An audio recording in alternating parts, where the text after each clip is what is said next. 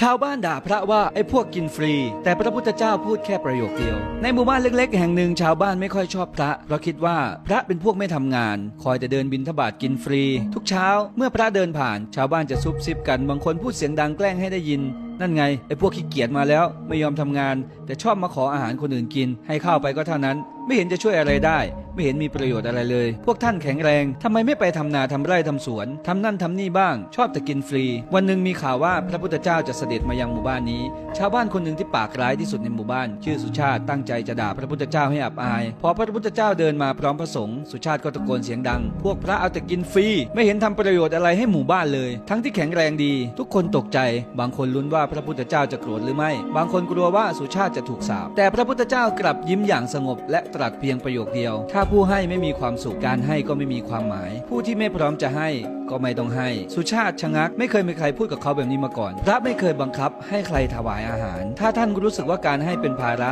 ก็ไม่ต้องให้แต่ถ้าท่านเข้าใจความหมายของการให้ท่านจะรู้ว่าผู้ให้เป็นผู้ได้รับความสุขที่แท้จริงชาวบ้านเงียบกริบไม่มีใครกล้าเงยหน้ามองพระพุทธเจ้าชาวบ้านคนอื่นๆก็เตรียมอาหารมาถวายต่างวางถาดข้าวลงไม่กล้าเข้าไปถวายเพราะพวกเขาตระหนักว่าตลอดมาพวกเขาให้ด้วยความจำใจไม่ได้ให้ด้วยความจริงใจสุชาติยืนนิ่งน้ำตาคลอเขารู้สึกละอายใจอย่างที่ไม่เคยรู้สึกมาก่อนเขาค่อยๆคุกเข่าลงกราบที่เท้าของพระพุทธเจ้าข้าพเจ้าผิดไปแล้วข้าพเจ้าไม่เคยเข้าใจความหมายของการให้ข้าพเจ้ามัวแต่มองว่าพระเอาอาหารของเราไปแต่ไม่เคยมองว่าพระให้อะไรเราพระให้โอกาสเราได้ทำความดีให้เราได้รู้จักเสียสละให้เราได้ฝึกจิตใจที่เอื้อเฟื้อชาวบ้านคนอื่นพากันลุกขึ้นหยิบถาดอาหารของตนเองเข้าไปถวายพระด้วยรอยยิ้มและความเต็มใจที่แท้จริงนี่แหละบทเรียนสำคัญของพระพุทธเจ้าการให้ที่แท้จริงไม่ใช่ภาระแต่เป็นโอกาสที่ให้เราลดความเห็นแก่ตัวการให้ไม่ใช่การเสียไปแต่เป็นการได้กลับคืนมาในรูปแบบของความสุขที่ลึกซึ้งกว่า